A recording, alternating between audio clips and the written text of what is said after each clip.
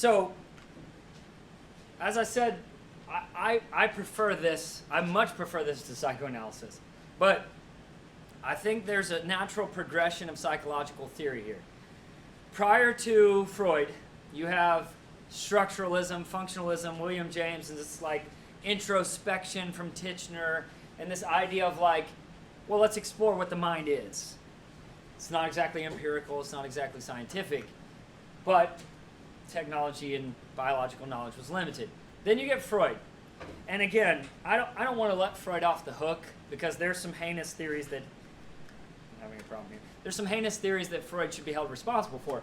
But most of Freud's short-sighted explanations were shared by a lot of people because they came out of this place of lack of understanding for psychology. So Freud at least deserves a little bit of credit, if not respect. I don't know if that's the right word, but he deserves a little bit of credit for starting the dialogue on what the human mind consisted of. So, but the purpose of the behaviorist movement in the 1920s with Watson and then Skinner in the 30s, 40s, and 50s and 60s was kind of an alternative to Freud. Very literally an anti-view of Freud, because psychodynamics obviously has a lot of theoretical problems to it. So people like Watson, John Watson, believed he wanted to be the anti-Freud. He not only didn't believe Freud, he thought Freud was like the psychological version of a snake oil salesman. He thought that Freud was selling a lot of ideologies that were problematic and that weren't exactly helpful. So Watson took shots at Freud's theories as being things that no one will ever prove or disprove, so basically Freud could claim whatever he wanted to. So it gives you a little bit of insight on behaviorism. Behaviorism is this idea that unless you can empirically test it against a control in a lab, it's not scientifically valid. Now, that doesn't mean that the behaviorists didn't value cognition, but they didn't value a psychological approach to research that was theoretical, right? So that's why I called it from psychoanalysis to behaviorism to self-actualization. When humanism kind of becomes a budding field, let's call it a field, in the 1950s, it wasn't to replace behaviorism or to replace psychoanalysis. It was to create a mode of therapies, right? That's the best way to look at it, to fill in the gaps, right? Let's say that. So out of the sort of ashes of psychodynamics, psychoanalysis, and behaviorism, there was this new movement starting in the 1950s with people like Carl Rogers and Abraham Maslow. And there is some overlap because we come from this place of psychoanalysis. People like Freud and the Neo-Freudians, Carl Jung and the collective unconscious. And Jung believed things like there are these archetypes. There are just characters, so to speak, that everyone sort of shares in their collective unconscious. So that's things like the loving father, which, you know, in religious texts is like God or Yahweh, or and then you have this idea of like the benevolent mother, whether it's Mother Earth or the spiritual world. And so when you look at Jung from that standpoint, if you look at Eastern theories and Shinto and Buddhism, Confucianism, if you look at the spiritualists and naturalists of like the Native American tribes, if you look at the three Abrahamic religions, there's a common thread there. Like there's a common narrative there. And Jung believed that that was part of the collective unconscious. That human beings have this like existential angst. They want to know, what is the purpose of life? What is the meaning of life? Why am I here? And that's a high level cognitive skill. Let's assume that animals don't contemplate their existence, right? So there has to be something there. Jung may have been correct about that. There has to be something that causes that curiosity in people.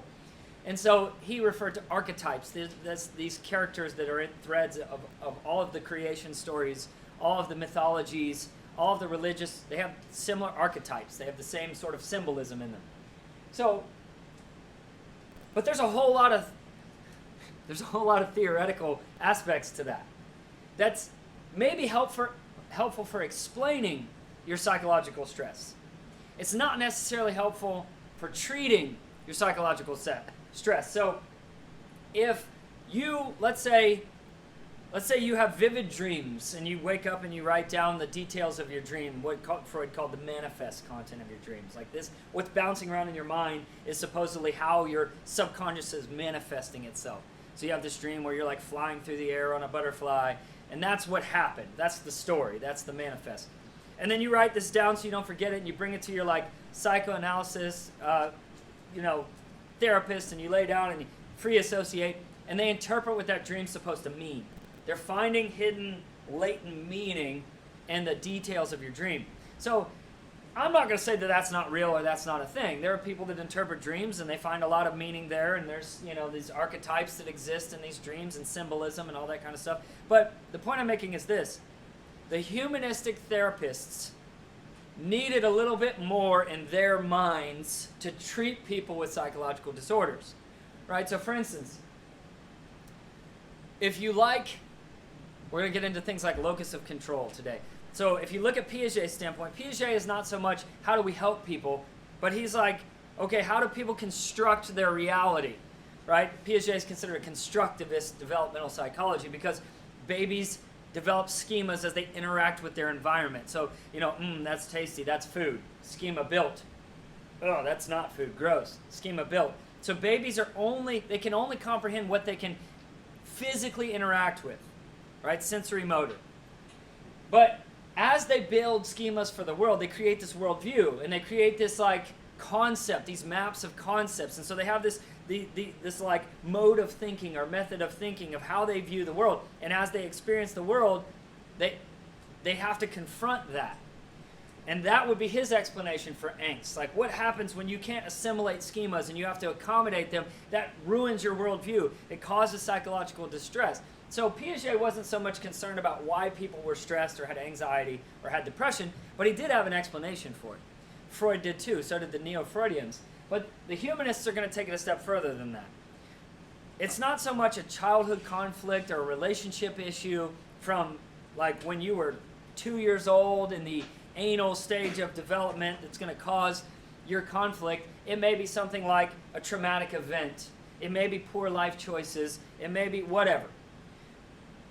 The point of humanistic psychology is to move forward. The point of humanistic psychology is to self-actualize, right? And so and that's a Maslow term. So I'm going to use Abraham Maslow's idea of self-actualization for just a second. What if we change the way that we look at problems in society, right? What if we stop defining them as economic problems, right? So this person has less, this person has more. What if we stop defining the pursuit of a meaningful life as the pursuit of happiness, and instead it's the pursuit of purpose, fulfillment? Now we can start using that language when we talk about problems. And we say, well, what's the issue with this particular person? Well, is that person self-actualized or are they not? Well, what's the particular issue with this part of someone's life? Well, are they self-actualized or are they not? Because what that does is gives us a context for the meaning of life. That's the idea behind humanism. If your life has purpose, if it has meaning, you have a goal that you're working towards. Right? So what is depression? What is a lack of motivation? What is apathy? It is an absence of purpose. It's an absence of desire for will. It's the absence of direction. So, and here's why that's important. It's not to deny that bad things will happen to you. Quite the opposite. Quite the opposite. In fact, you can't take a complete internal locus of control scenario here because that's horrifyingly depressing. Right? If we look at things like the Holocaust, which Viktor Frankl very much experienced, literally, and we say Frankl is not going to blame himself for having gone through that experience. That's not the purpose of his therapy, logotherapy, his theories. The purpose of his therapy is, no, there are circumstances in life that may be outside of your control, and they are unfair. So we can't downplay that. You get cards that you don't deserve. That's unfortunate. It's terrible, right? 9-year-old kids get cancer. It's not because they deserve to get cancer. It's not some karma punishment for negative thoughts or something like that. It's an unfortunate luck of the draw. So it's not so much why did this bad thing happen to you. The humanistic approach is, okay, this is where we find ourselves. Now, what do we do? So there's a couple things you have to keep in mind. If someone is at a point where they're seeking out therapeutic help, they're clearly in a bad place emotionally or psychologically, especially in Freud's day. Because people they saw that as a sign of weakness. They didn't want to go get therapy, especially as a male. in Victorian society. So if the male ego in Victorian society says, I can solve my own problems, I'm self-determining, I don't want to have this weak self-image, I'm not going to go talk to somebody about my stress or my anxiety. So to really put Freud in context, most of his theory, I don't want to say scarred, but most of his theory is marked by people with severe psychological damage. People who were the victims of, like, family member sexual abuse, or people who were scarred from combat in World War I, right? And those almost exclusively was PTSD from combat and sexual abuse. In fact, we'll see tomorrow when we look at Freud, and this is like really difficult stuff to think about. It is. It's horrifying. But those are the people that are seeking help. And a lot of the criticism about Freud is warranted because he had an opportunity to help people who dramatically needed psychological help. And he probably really didn't, I don't want to say do enough. He probably didn't fully comprehend the value of what his research could have become. So that's part of it. You have to understand that most people were not getting therapy to the level they are now. So let's bring it to today. Why is it less taboo to get therapy? Well, you might say, well, our society's just more understanding. No, it's not. The nature of therapy has changed. The reason why it's changed, boom, humanism. Cognitive behavioral therapy, which is the most common way to treat anxiety, is a humanistic therapeutic approach. It came from Viktor Frankl's logotherapy. So it's not just behaviorism. Baby Albert was trained to have this fear of a bunny. Well, Baby Albert, we can't apply his behavioral approach to you like any more than we can apply rats being reinforced by food in a maze, because you're not a rat and you're definitely not a baby. So it's not false to look at Watson's findings. But it doesn't mean because he proved his hypothesis against a control in a lab setting that the same thing applies to you. So there's the flaw in behaviorism. It's not that it isn't scientific enough, it's that it completely disregards anything cognitive about a fully developed mind. Right? Maybe you're afraid of dogs because one bit you when you were 4. But it's a deeper psychological complexity than that. It's not just a behaviorist cause and effect. So the humanists found psychology as a field to be lacking. And they had a lot of thoughts about this. So there's 2 specific names I want you to write down because they're kind of like the pioneering fathers, if you will, of humanism. And one is Carl Rogers, and the other one is Abraham Maslow. And you'll see their names several times today, right? But let's look at what it is that they saw as the purpose for therapy. Now you're going to see some stark differences here. If psychoanalysis is a certain way, this is how humanism differs, right? I think this is number 24. It's the first question in this module on your study guide, is the difference between the psychoanalytic approach and the humanistic approach. Well, first of all, your conscious experience matters. How you view the world, how you're feeling, the way that you're interpreting, that matters. It's not just you go and lay down on a couch and tell the therapist, and the therapist, who's the guru, is going to fix your problem by analyzing what's really going on in your psyche. No, your experience is unique, your experience is complex, and your experience is your conscious understanding of the world, and that matters, right? That's a different approach than psychoanalysis. But the second thing is this is also where it differs. Personal responsibility.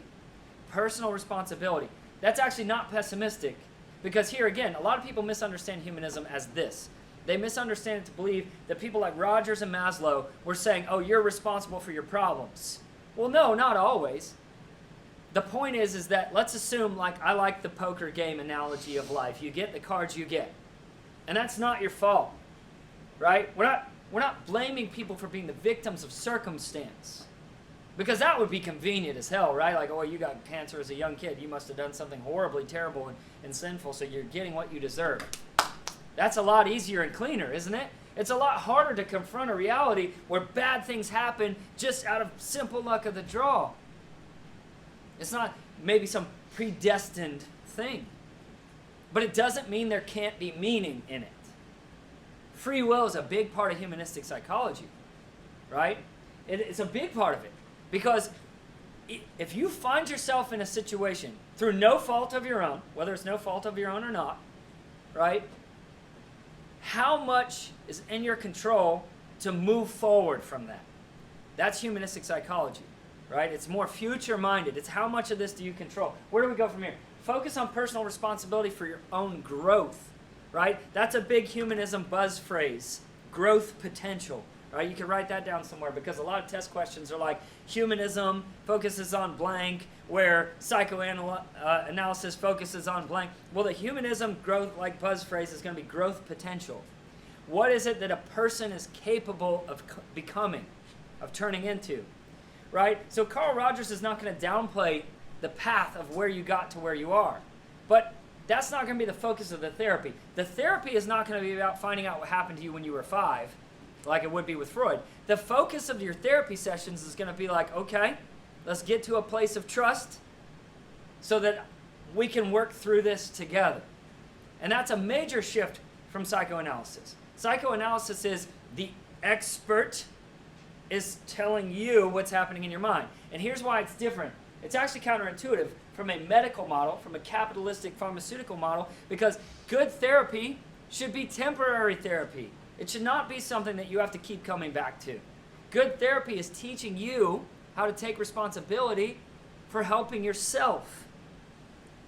It's coping mechanisms. That's a big phrase for cognitive behavioral therapy. If you're an anxious person, you find yourself high in neuroticism, we took the Big 5 yesterday, you need to write down this phrase. One of the phrases that cognitive behavioral therapists use is called driving a wedge. Driving a wedge is a metaphor. The idea is that you have the stressor, that's what triggers the response, and then you have your immediate emotional response. So the goal of cognitive behavioral therapy, a lot of people get this wrong, is not to eliminate stressors from your life. No. It is when this stressor occurs, let's create as much of a distance between the trigger and the emotional response as we can. Because here's what we know. When you get into this stress, sympathetic, nervous release, cognition goes bye-bye. You become an emotional being and not a logical one. And emotions don't have to be logical. So you're panicking because you're about to take a test. You literally might as well be being attacked because your brain doesn't make a distinguishment between the two, good stress and bad stress, danger and excitement. It doesn't know the difference. Cortisol is cortisol. So driving a wedge is about building coping strategies. It doesn't mean ignoring your triggers.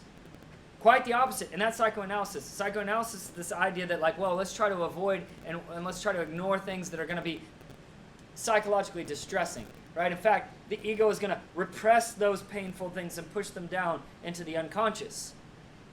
But humanistic psychology is different. Let's dig up this post-traumatic event. Let's get in there. Let's find out what the stress trigger is. Let's teach you how to recognize what the stress trigger is. So that when it happens, not if, when it happens, then you resort to your coping mechanisms so you can hopefully prevent yourself from going into this panic mode or having an anxiety attack. That's what cognitive behavioral therapy is designed to do. Excuse me. It's things like systematic desensitization. If a fear for something has been conditioned into you, what's to say it can't be conditioned back out? So we're going to you're afraid of elevators, so we're going to slowly desensitize you to an elevator. You're afraid of commitment. We're going to slowly desensitize you. That's a therapeutic technique. It's cognitive behavioral therapy, but it's based on this idea of personal responsibility with the goal of growing. Where can we get to? We're not going to dwell on where we are. We do have to address it, but where can we get to? How much of this is me? I want you to write down the phrase locus of control. Locus of control. This is one of those things that you could write essays about. Pages and pages and pages of essays. Locus of control is this humanistic phrase of where lies the blame? Where lies the responsibility? Let's not say blame, let's say responsibility. So, let's say, for instance, you find yourself in the midst of a problem. The external locus of control blames the problem on something outside of your control. I'll give you an example. When I was a high school student, I was a very mediocre athlete. I wanted to be a great athlete, but I was a very mediocre athlete. And like any good mediocre athlete, it was a mentality problem that I had. So since I had a mentality problem, I didn't take responsibility. So what I did was I subconsciously blamed everything but myself. It was a coach's problem, or it was a program culture problem, or it was even at one point I blamed my parents. My father was an SEC athlete. I mean, won an SEC championship in the 70s. Like, was a Division I athlete, and so I'm like, how would he not feel motivated to push me? That's a cop-out explanation. it's discipline over motivation every day of the week. If you're an athlete, you need to write that down, tattoo it backwards on your forehead, so when you get up out of bed and you see it, if you wait for motivation, you're going to fail every time, right? That's the nihilistic Nietzsche approach to life, right? Nihilism says, well, what we do doesn't matter. If what we do today doesn't matter in 100 years, then why bother to do any of it, right? What that says, when you really unpack it, is do what you want to do because it doesn't matter. It's all meaningless. Live a happy life. And the irony of pursuing happiness, you'll find the exact opposite. You'll find the exact opposite. Because pursuing happiness means doing what you feel like doing in any given moment. So I'll give you just a small example of that. You go to a theme park, you go on a new roller coaster, it's super exciting, and you love it, and you're like, I feel elated, endorphins. This is the best I can feel right now. Nothing can ruin this moment. I want to feel like this forever. Okay, keep riding. I'll wait. How many times do you have to ride the roller coaster before it loses its excitement? That's how dopamine works. It can't be as exciting. It literally, chemically, cannot be as exciting because you know what to expect. You'd have to have no short-term memory to enjoy something just as much the 100th time as you did the first time. So you have to pursue something else, which means that whatever doesn't feel fun and exciting anymore no longer has value. So why do I have horrible eating habits? Well, because you're not going to feel like eating right. Why can you not get enough sleep? Well, because you're not going to feel like going to bed. How come you can't get up early in the morning? Well, because you're definitely not going to feel like waking up on time when the alarm goes off in the morning. If you're waiting for emotion to motivate you, you're going to wait a hell of a long time. Discipline over motivation 100% of the time, every day of the week. Right? Same thing is true in school. I was a mediocre athlete because I didn't understand that. It's not, okay, I don't feel like, do it anyway. Do it anyway. Here's a simple way to explain, it's a lot more complex than this, the difference between successful people and unsuccessful people. Successful people have, let's use a big five term, they are conscientious enough to do the things that they don't feel like doing. Unsuccessful people are not. It's not because they don't want to. You want to do well in life. You want to do well in sports. You want to do well in school. Nobody wants to fail. But wanting to succeed is not enough to be disciplined to do it. Like, I don't play a board game against you that I want to lose. But am I disciplined enough to give myself an advantage? Nothing was stopping me from waking up early. Nothing was stopping me from eating right. Nothing was stopping me from studying my craft, learning as much about the technique as I could. Nothing was stopping me from doing drills and practicing in my yard. Nothing was stopping me from pushing my teammates. Nothing but myself. That's a painful realization. Here's why I'm telling you that. I'm 37 and you're not. There's still time for you. If you're an athlete, you don't have to live with regret, but you need to hear the truth. It's your responsibility. It's not your coach's. It's not your friends. If you want to be great, go be great. Do it anyway. Do it anyway. It's not enough to do enough. You're going to do just as much as your opponents. You're going to be just as good as them. If you want an edge, you have to do what they are not doing. Academically is the same way. All of you are intelligent people. Some of you are massively underachieving because you're not conscientious enough to put in the work. It's never going to feel like the exciting, fun thing to do. No, the fulfilling life is in doing the uncomfortable things that you're responsible for doing, right? Like, just think about this as a parent. If I'm the kind of parent that prevents my children from having experiences because I don't want to mess up their comfortability, that's not good parenting. That's not a loving parent relationship. That's something that negligent parents do. Right? What do negligent parents do, according to Diana Baumrind? Well, they don't push their kids because they don't want to bother with the fight. That's not love. They don't give corrective feedback because they don't want to hurt their kids' feelings. That's not what love looks like. Even in friendships, right? You have two components for any successful relationship: truth and love. They have to exist. If you have a friend that loves you enough to tell you the truth, you should value that. If you have a friend that doesn't love you enough to tell you the truth, you should be wary of that. It doesn't mean they won't get there someday.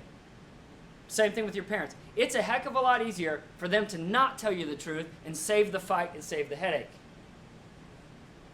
It doesn't mean you're going to like it, But when your parents get on your case and they tell you the truth and it's constructive feedback, it's because they care enough about you to not allow you to go through that, right? Because you're looking at this much and they're looking at this much, right? I'm not your parent, so you can just listen to me as some neutral, unbiased third party. I have regret. That's 100% my responsibility because I didn't understand that at 17. So there's still time for you. This is me giving you like real talk advice. Do it anyway. You won't regret working harder. In any aspect of your life, I can promise you, you won't regret that you spent too much time studying. You won't regret that you got too good of grades and you missed out on what experiences. You don't have to sacrifice any experience to be a good student, to even be an elite student. You're not going to regret that. This whole idea that, oh, you only regret the things you don't do. Every person in prison would refute that. That's a fallacy. It's not true. You don't just do stuff because you wonder what it's like to do it. That's idiocy. Do it anyway. Do the responsible thing, right? Live an intentional, purposeful life because you have something that you want to achieve. Because here's the thing, unsuccessful people don't understand success. Mediocre people reject success because they don't recognize it when they see it. Mediocre people and successful people should not coexist. They don't get along. Because the mediocre person doesn't understand what the successful person is doing, and the successful person doesn't understand mediocrity. Don't associate yourself with mediocre people. That's what humanism is. If the model is Abraham Lincoln, be Abraham Lincoln. Don't be the regular guy. Be the big model, right? If you want to be Dr. King, you have to model yourself like Dr. King. You have to have the virtues and the attributes. Yes? But it's doing the right things rather than Correct. the wrong things. Yeah.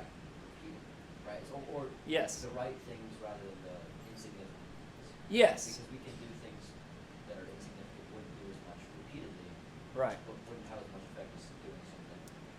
No, that's true. I would say it wouldn't have as much effect as doing insignificant things, but I guess my counter to that would be what's insignificant. So, and again, here's a good way to look at it, because I like what you said. Are there detrimental things? If me doing A, B, or C does not take me from my long-term goal, coach, is it bad? What's the long-term side effects of me socially drinking? What's the long-term? Maybe nothing. You might turn out to be a perfectly legitimate, happy, fulfilled human being. But you might not. And even if the odds are in your favor, the downside of that is too great. It's too great. So I have this humanistic quote on my door, right? And it says, people do not decide their future, they decide their habits, and their habits decide their future. Because the reality is this, if what you're doing, it's not about what does it immediately do. What is the immediate consequence of what I'm doing? The reality is that, does this take away from what I'm trying to achieve? So if you do something and nothing bad happens, okay, fine. Then it becomes easier the second time, and the fifth time, and the 15th time, and the 30th time. Right? How do people become addicts? Apathy. They're not motivated to become addicts. They're apathetic. So when we get to, I don't want to get too far ahead, when we get to the Rockstar Manifesto, the first day is what I believe to be, there are 3 possible paths for your life. People think that you're on a productive path or you're on a destructive path. I don't think that's true. I think one of the most dangerous things that you can have is a complacency, a lack of direction. Because complacency leads to boredom, and boredom leads to curiosity, and curiosity can lead to destructive behaviors. Like, look at all the people whose lives should be self-actualized, and it's falling apart, right? Why? Because instead of living intentionally, purposefully, I'm going after these 8 things, they become complacent with their life, and they're bored, and they're not happy, and they're seeking things to fill that void. And those things are usually things that are not, they become destructive. Nobody jumps from purpose to destruction.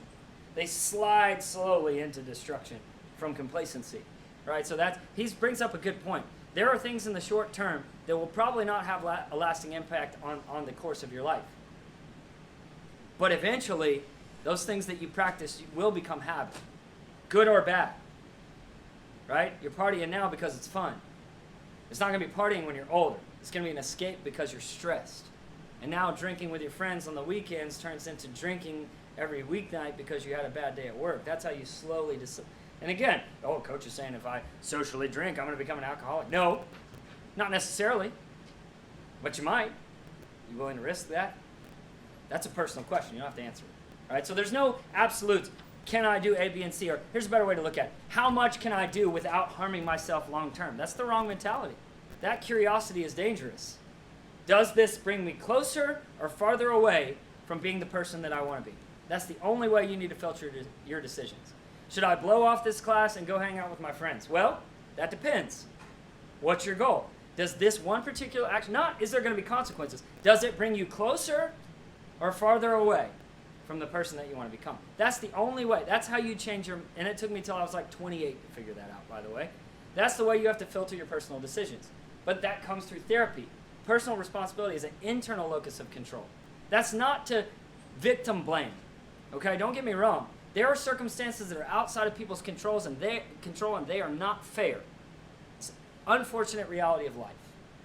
But you get to choose what you make of that. You get to choose where you go from there. That's what the humanists are saying.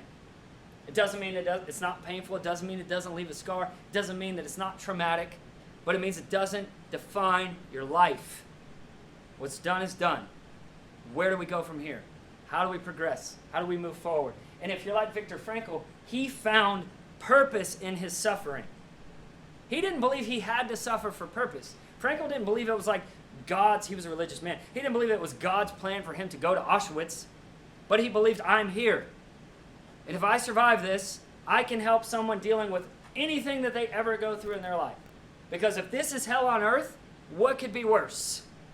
And he was right. Anybody that came into his clinical practice, and he lived until like 1997, so he lived a long, productive life. It wasn't like he didn't have emotional baggage. But if you can survive the actual Holocaust, the perspective that you can derive from that and helping other people, Viktor Frankl believes the purpose he gained from his experience in Nazi-occupied Europe was to help other people develop purpose in their own suffering. And he called it logotherapy. That's about as optimistic as you can be. That's about as agreeable as you can be. And so I'm reading his book, thinking about all the things I'm stressed about, and I feel horrible. And that's not his intent.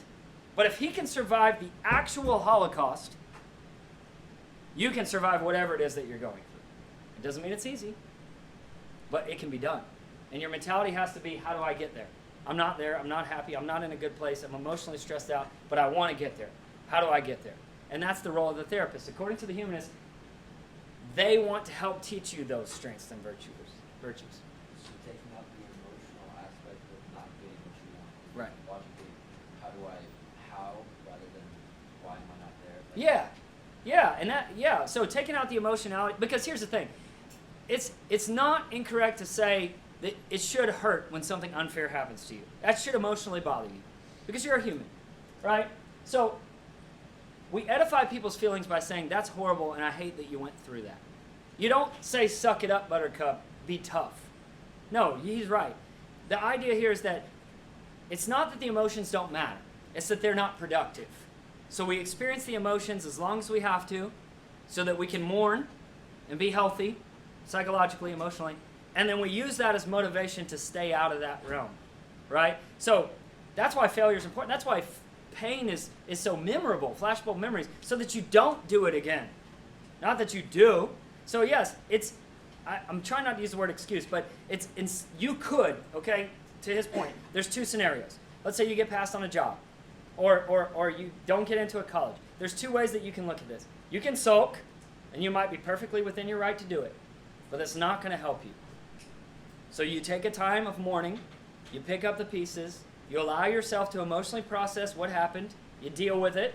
Don't pretend like it's not a big deal, because it is. That's what your parents do. Somebody breaks up with you, they act like it's not a big deal. It is a big deal, but it's not going to define the result of your life. So you give it its proper due, you give it its proper attention, you don't repress it, bottle it up, you allow yourself to heal, but then you don't make excuses anymore. What's past is past, it's done. Let's progress. How do we move on from here? But you can't move on until you've emotionally dealt with the issue. So it's okay to be disappointed. Ladies and gentlemen, it is okay to be disappointed. It's natural. But that can't be your forever mentality about something. That just becomes an excuse. Then it becomes an external locus of control. Well, yeah, the system's stacked against me. Okay, and even if that's true, why is that better? You just got to wait for the universe to flip the coin your way? That's not very good. You want to think that you have some say in where do I go from here, right? Mm-hmm. So, it's emotionally grieving, and then it's going to how to, like,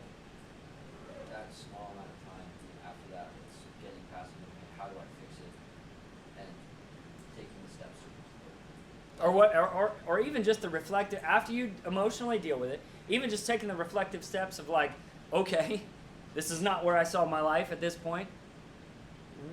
What do I learn from this? Where do we go from here? Because like maybe it's horrendous. It might, like you said, that small. Maybe it takes a long time. Maybe you lose your family in some tragic accident. How long's long enough to recover from that? But there's going to come a point where you have time to heal, and then you reflect. And to your point, then it's like, okay, but I'm still here. And something has to come of this. I can give up life and just lay here until I starve to death, or I can move on and make something out of this. So yeah, I think it's when life throws circumstances at you, you give them their appropriate emotional response. And that's what support is for, right? Hopefully you're agreeable enough, right, to have a good support system. But once you grieve and once you deal, and put that in its proper context, then it just becomes a life lesson and fond memories and things like that. You got to move on. At some point, you got to move on. You can't. That's what PTSD is. It's not that it's not deserved, but it's not prudent for you to carry this around with you forever. It's not going to help you progress forward. You're just going to become jaded, and you're going to have this low view of people in the world. You're not optimistic about the world. You're going to develop this jaded, pessimistic view that people are evil and they just want to hurt you. So at some point you have to move on. At some point you have to heal. At some point you have to grow. And that's when you reach out for that therapist and go, I'm tired of grieving. How do I get past this, right? And where does this come from? Again, this existential angst, as I called it. This desire to know what the meaning for life is, right? So write down Carl Rogers and Maslow, if you haven't written down their names. Carl Rogers believed that Freud was wrong about a few things, mainly in how he conducted his therapy. One thing that Carl Rogers believed in, and write this down, it's a vocab word, is the client-centered therapy. Client-centered therapy. The idea here is simple. The therapist is not coming to you for expertise.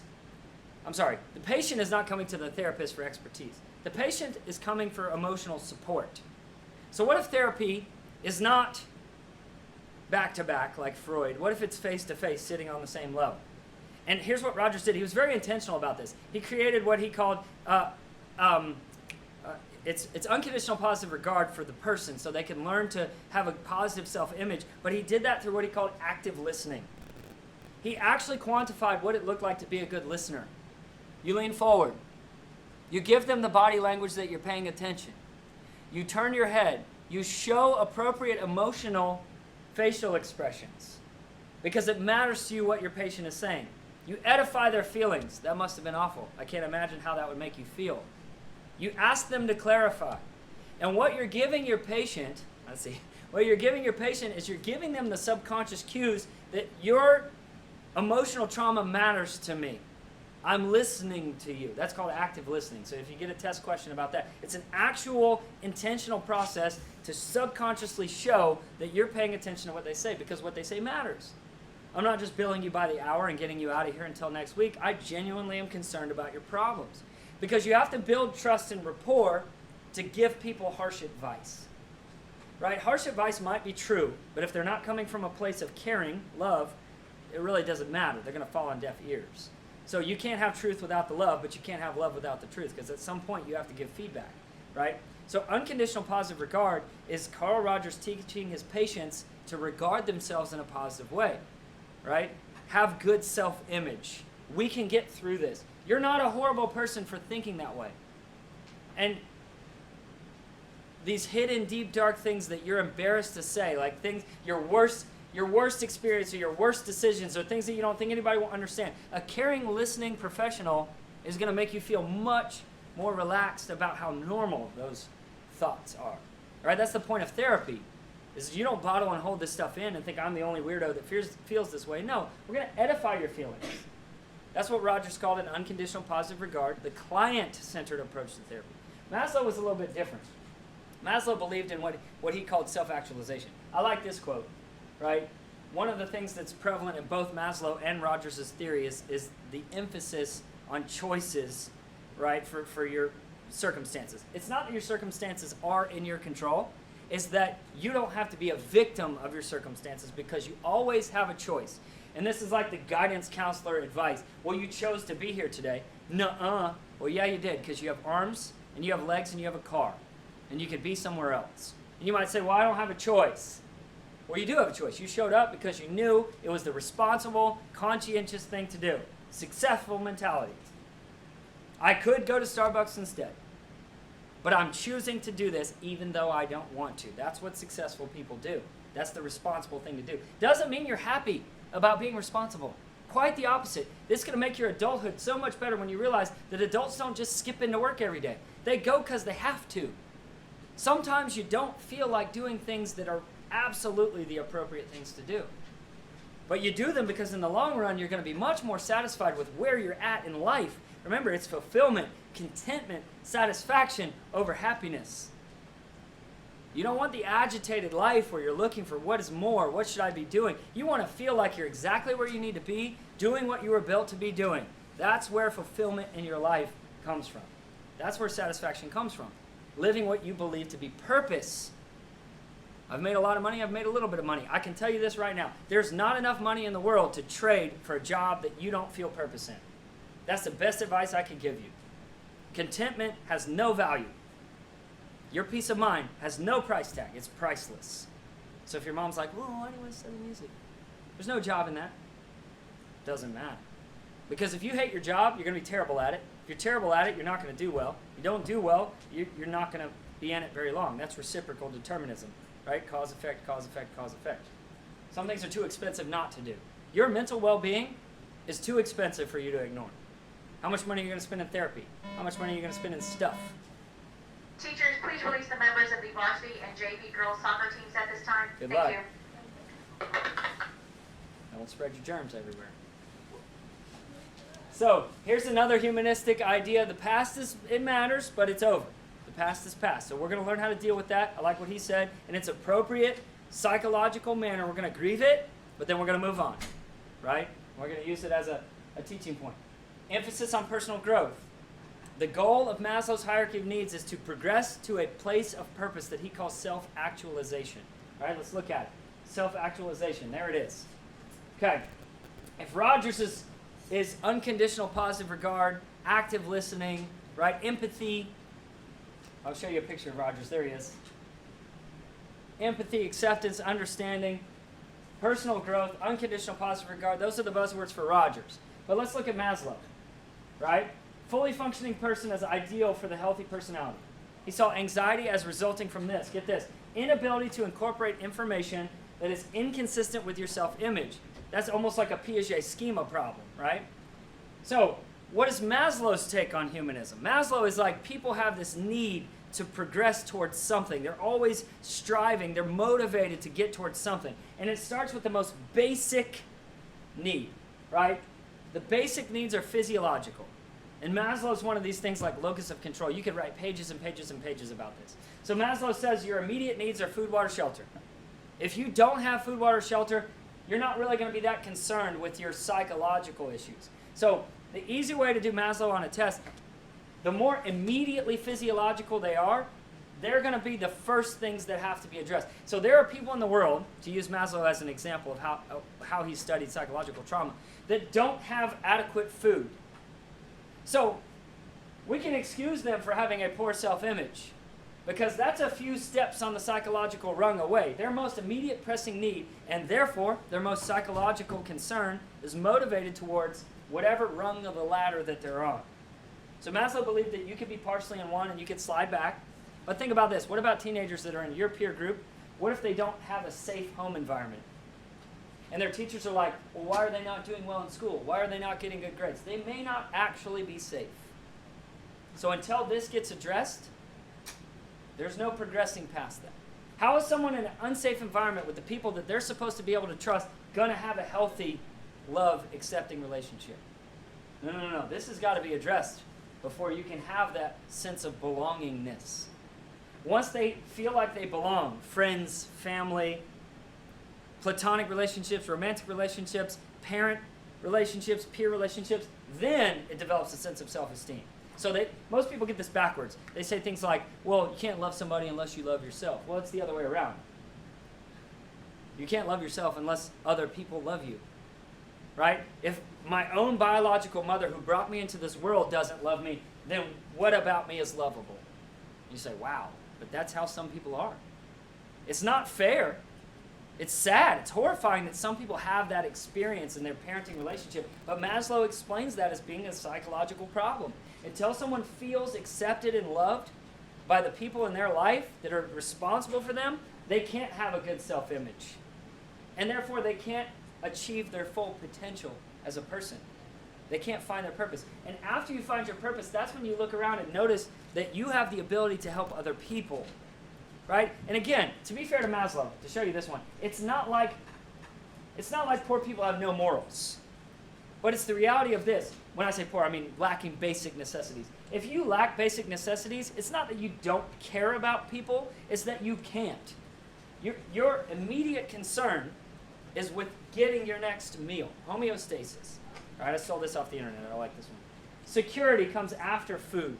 Food, water, shelter, sleep. Adequate clothing, if you get a test question like the child is out there in the snow, right? Adequate clothing is a part of your safety, right? It's body, it's health.